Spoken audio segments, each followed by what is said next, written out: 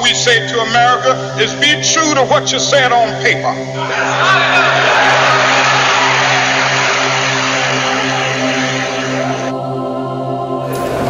I have a dream that my 4 little children will one day live in a nation where they will not be judged by the color of their skin, but by the content of their character. I have a dream today. I have a dream that one day down in Alabama, with its vicious racist, with its governor having his lips dripping down with the words of interposition and nullification, that one day right down in Alabama, little black boys and black girls will be able to join hands with little white boys and white girls as sisters and brothers.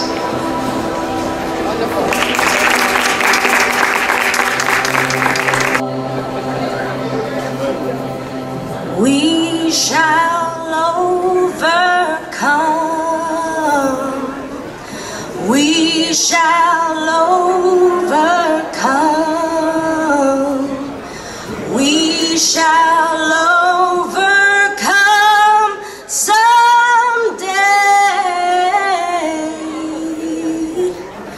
Oh, deep in my heart, I do believe we shall overcome someday. We'll walk hand in hand.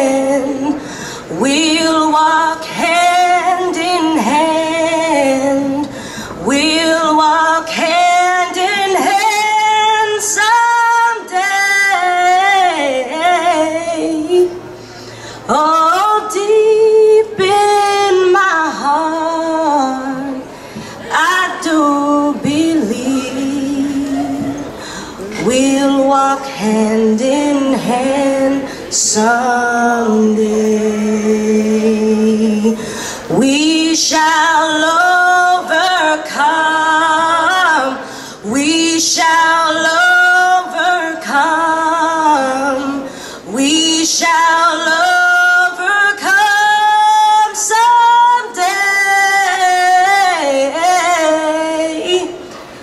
Oh, deep in my heart, I do believe we shall overcome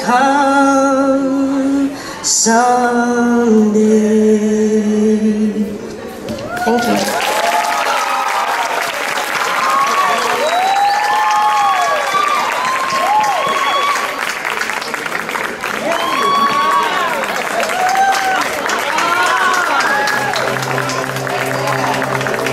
And that was Ms. Nora Santiago's. Thank you very much.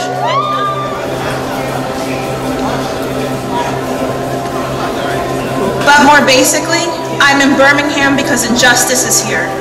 Just as the prophets of the 8th century BC left their villages and carried their "Thus saith the Lord" far beyond the boundaries of their hometowns, and just as the Apostle Paul left his villages of Tarsus and carried the gospel of Jesus Christ to the far corners of Greco-Roman world, so am I compelled to carry the gospel of freedom beyond my own hometown. Like Paul, I must constantly respond to the Macedonian call for aid. Moreover, I am cognizant of the interrelatedness of all communities and states. I cannot sit idly by in Atlanta and not concern myself about what happens in Birmingham. Injustice anywhere is a threat to justice everywhere. I say to you, today, my friends, so even though we face the difficulties of today and tomorrow, I still have a dream. It is a dream deeply rooted in the American dream. I have a dream that one day this nation will rise up and live out the true meaning of its creed. We hold these truths to be self-evident that all men are created equal. That's the question before you tonight. Not if I stop to help the sanitation workers, what will happen to my job? Not if I stop to help the sanitation workers, what will happen to all the hours I usually spend in my office every day, every week as a pastor. The question is not if I stop to help this man in need, what will happen to me? The question is, if I do not stop to help the sanitation workers, what will happen to them? That's the question. His excerpt was, I've been to the mountaintop, April 3rd, 1968. On the eve of a protest march for striking garbage workers in Memphis, Tennessee, Dr. King gave this speech as if he had foresight of the fate that awaited him. The next day, he was assassinated. We will have to repent in this generation, not merely for the hateful words and the actions of the bad people, but for the appalling silence of the good people.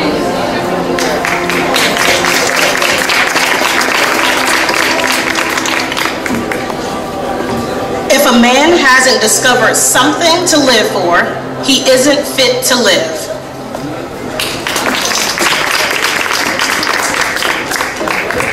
Freedom is not voluntarily given by the oppressor. It must be demanded by the oppressed. And he's allowed me to go up to the mountain.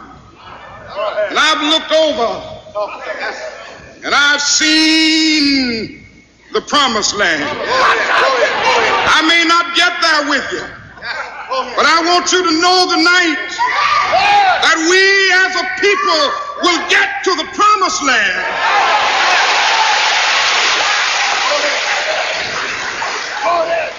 So I'm happy tonight. I'm not worried